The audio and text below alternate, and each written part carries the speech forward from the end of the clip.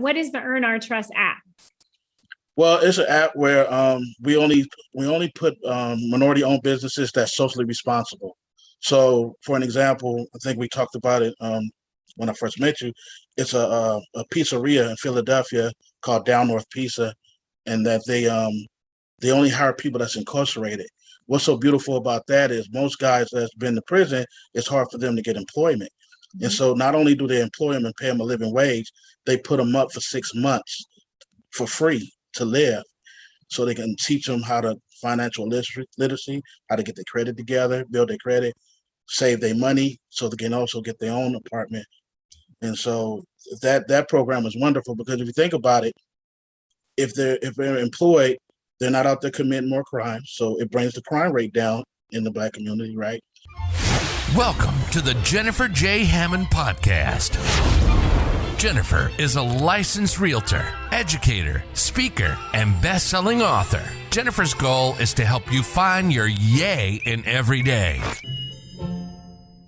Hello. This is Jennifer J. Hammond, and I'm here with Eddie Goodman. Yay! So excited. He is full of energy and so interested in having some really deep conversations. He comes from the music industry, but man, is he a trailblazer. He is so interested in changing the world for good and starting with financial literacy in a lot of ways, which is something I am super passionate about. But Eddie, let's start from the beginning, just so I want people to get a feel for who you are. So you went, into the music industry, which is a toxic industry, but you made a lot of money and you were very successful, right? Yes, I have. So I got started, I was a teenager, and I went and I used to knock on the door of a guy who was a record executive, and he had it was where he could see us, but we couldn't see him. And me and my cousin would go over there every day knocking on the thing. So one day he just opened the door like, "Hey man, what y'all want, man? Y'all been knocking on my door the last couple of weeks." And we told him, man, we rap, and so he invited us in and start mentoring us, me and my cousin. And so one day we was watching TV, and in New York they had a song with Karis One where it was called "Stop the Violence." And I said, that's a great song, but we really need some guys from the West Coast to do a song like that, because we were listening to like Eazy-E or people like that.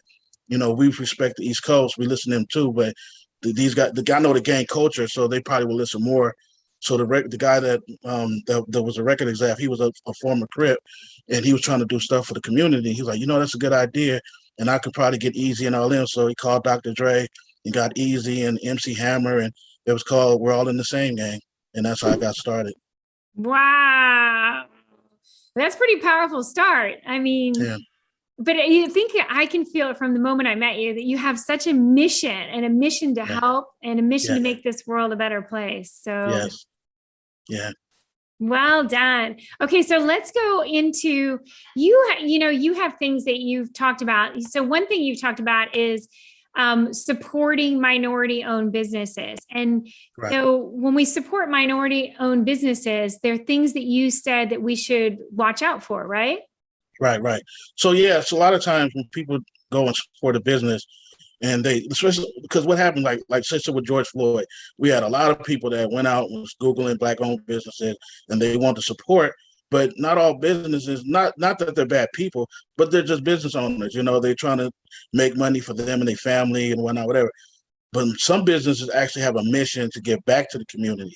And so when I decided to create the Earn Our Trust app, I was like, we need to separate the ones that have a mission from the ones that, hey, and I'm not saying don't support those businesses either, but if you really want to support businesses that's giving back, then that's why we created the Earn Our Trust app, for that reason. So go ahead, let's talk about it. What is the Earn Our Trust app? Well, it's an app where we only put minority-owned businesses that's socially responsible. So, for an example, I think we talked about it when I first met you. It's a pizzeria in Philadelphia called Down North Pizza, and that they only hire people that's incarcerated. What's so beautiful about that is most guys that's been to prison, it's hard for them to get employment. Mm-hmm. And so not only do they employ them and pay them a living wage, they put them up for 6 months for free to live, so they can teach them how to financial literacy, how to get their credit together, build their credit, save their money, so they can also get their own apartment. And so that program is wonderful because if you think about it, if they're employed, they're not out there committing more crimes. So it brings the crime rate down in the Black community, right? If they're not out there committing crimes, they're not having no negative interaction with law enforcement. So police brutality goes down because if you're not out there committing crimes, you're not out there, because I'm not anti-police, I'm anti-police brutality. We do need law enforcement, but if you're out there committing crimes, they have a job to do, and sometimes that can go real bad. Oh gosh, yeah. And I love the way you said that. And I think it's so important. One thing you and I both share is that passion for financial literacy. And yeah. I know you also share that desire to help as many people as possible be homeowners. Right. And so I'm curious on what do you think are some of the things that we could do to make sure that we're getting that education into the minority communities? Well, one of the things that's dear to my heart is, first, we can do it all at the same time, but one of the things we have to do is stop the violence in our community. That's the first step, one of the many things, because what happens is even if we teach people how to become homeowners, majority of the times what they do is when they get approved and get pre-approved, they start shopping, outside their own communities. Now that should be your only choice if that's what you want to do, but not because of violence. Not because you're scared to live in Chicago, because you're scared you're gonna get shot. If you want to stay in Chicago, how can I put this? If you want to move on your own, that's cool, but not because of violence. That's the point I'm trying to make. So how do we get the word out? We have to, one of the main things that I see is community events. Yeah. Working within the school system.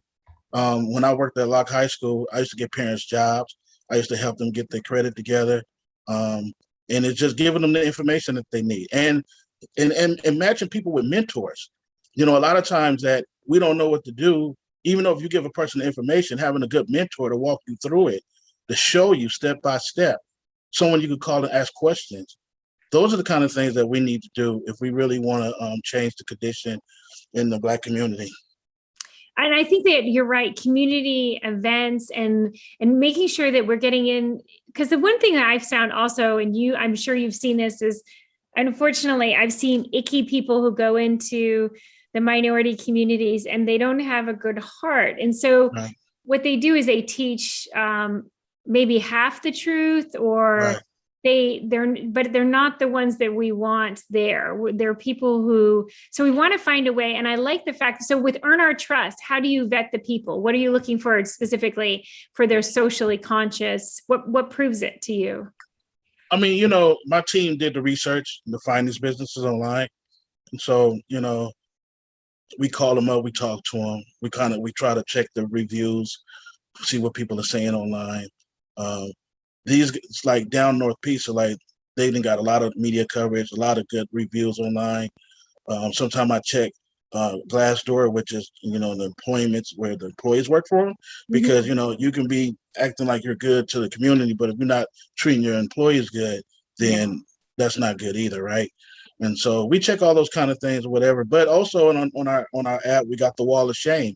So, if I ever come to find out that you're doing something you ain't got no business doing, where the community is not feeling what you're doing, we put you on the wall of shame.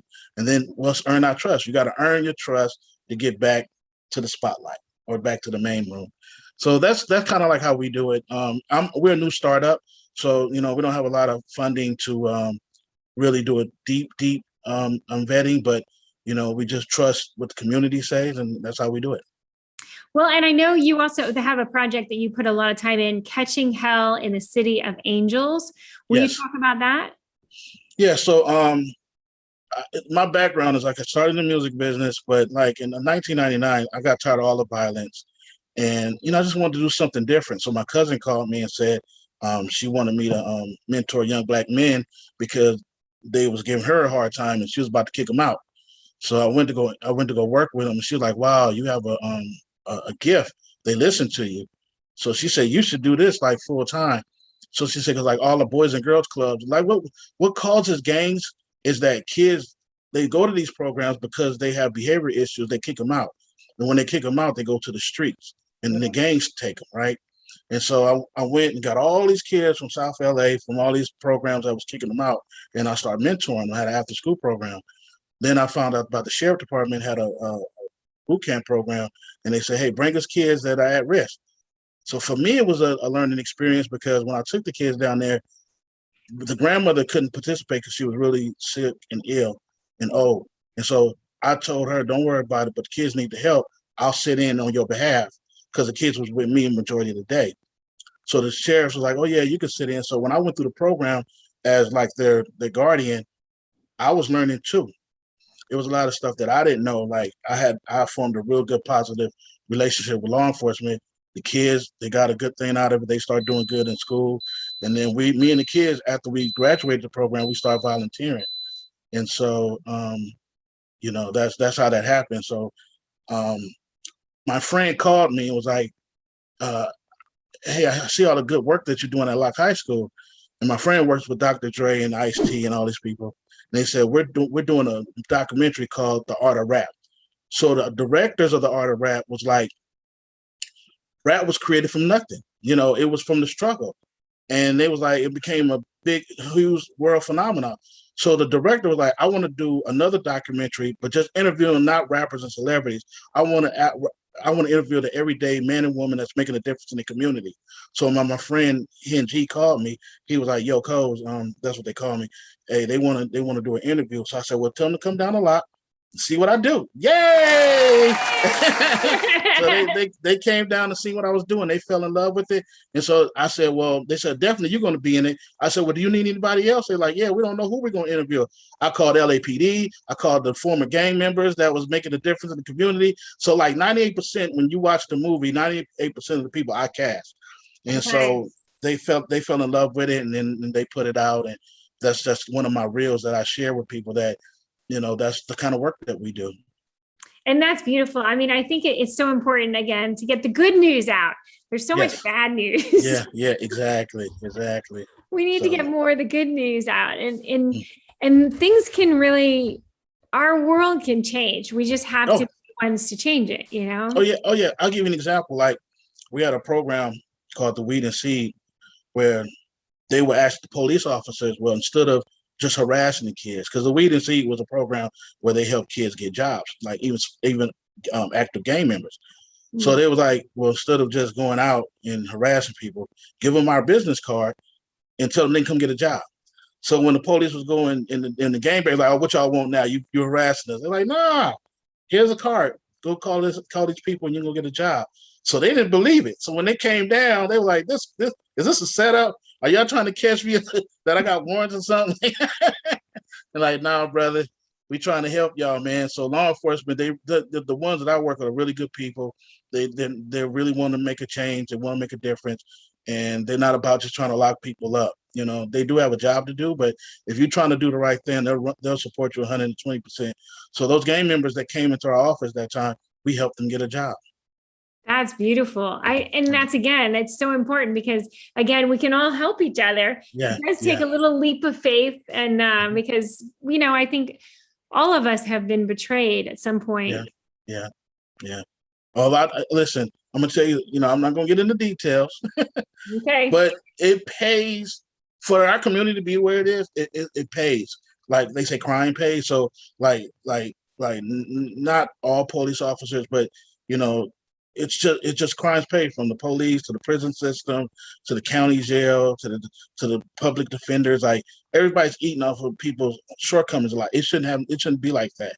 Yeah. And so I had a friend that also worked for the probation department. He was doing the same thing. He was helping guys that was on probation get jobs and teach them how to get their credit together and home ownership, all that. So at first they frowned on it, but we had to turn it around. So we started lobbying Sacramento to say, look, start making an incentives for these guys that want to do the right thing. So now they pay the probation department to actually do the program. So just see how we turn things around. Yay!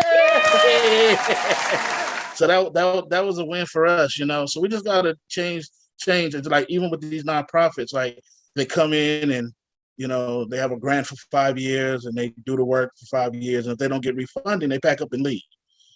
So that was another problem we've seen. So we want to try to set up some institutions like some endowments. So we put some money in there and keep the money and keep the programs going so we can, keep it going. Keep it going. You got it. I want to say amen, brother. You got it. It's we got to figure out how to make that money work, make the money work for us so that the money is making money and then it's creating that stability, just like, and that was perfect example, just like a university, you get those endowments and then you can get those programs that continue. And again, every single one is planting all these beautiful little seeds. And I, of course, would like the seeds of home ownership. So the more you have home ownership, it builds financial stability, but also it can build financial wealth if you understand it. If you don't do it right, and my dad, we've had some really bad times. So I understand what it's like to lose a house. And it's really important to really understand that you can overcome any obstacles, but a lot of that has to do with the knowledge and understanding the truth. And unfortunately, sometimes we don't get the whole truth. We get a half truth. So like you said, endowments and figuring out the ways to make it stable, but also so that everybody else can contribute too, so that we're not just doing it alone. Right.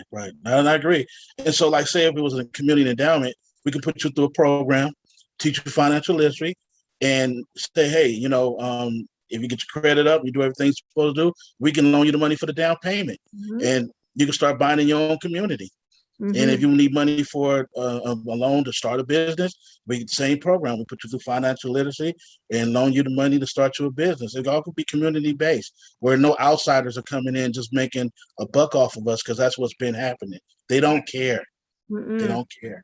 They don't care. And so we got to make them care. And that's one of my missions, is to make them care and to get everybody involved, just like what you're doing. Let's see how we can get them. And then, of course, I'm going to end this one on the fact that I love that you do music, because I believe that music brings us together in a way that nothing else does. And it raises our vibration. It makes us all say, yay. Yeah. I'm all about doing positive music. Like in the beginning, I was doing what everybody else was doing, but I'm into doing positive music, uplifting music where we can teach the kids about real estate, about financial literacy, yay. That's the stuff that I'm into. So, and my main thing is I really want to get into these public schools. I want to also start a school. I want to start a hybrid boarding school where kids can go to school, they can stay there, or they can go home. But I got a whole plan for the community, and so we can uplift it. That's what I'm about.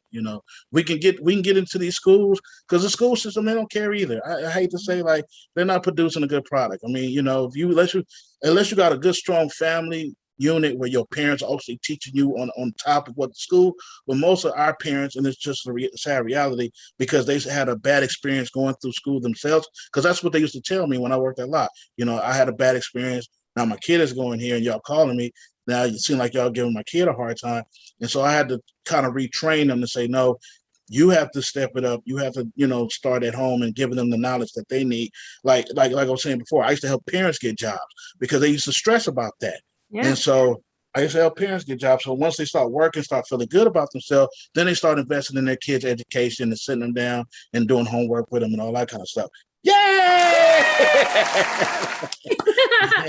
Well, I want you to make I think would be really fun is if you could create a real estate rap song about the basics of some credit, the down payment, how you build equity. I think that would be so beautiful. We're on it. Okay, good. Yay! Okay, so I definitely want people. How do they get in touch with you? How do they find out about your documentary, all your stuff? Okay, they can go to earnourtrust.com, www.earnourtrust.com. We also have a book that's on Amazon, so you can go and type Amazon, Earn Our Trust. And the main thing is just support socially responsible businesses like myself and the people that's on our platform. We got the heart. We're already doing the work. And just, hold us accountable. I believe in voting with your pocketbook. Listen, we can do more with voting with our pocketbook than dealing with these politicians, because we can instantly hold people accountable in a blink of an eye. With politicians, we have to wait until the next term comes up. And if we don't like what they're doing, we can vote them out. But voting with your pocketbook, Hey, you see corporations dance when they start seeing, people moving away, like when McDonald's was having healthier options on their menu. The power of the dollar is very powerful. Very powerful. And it's instantaneous. I mean, you said it. It's instant. You can get instant results. Absolutely. Yeah, well done. Well said. Well, okay, as you know, I like to end every podcast with the yay. So I'm going to ask you to say yay with me, okay? That's right. I'm ready. 3, 2, 1. Yay! I love it. I want to come and do this again with you.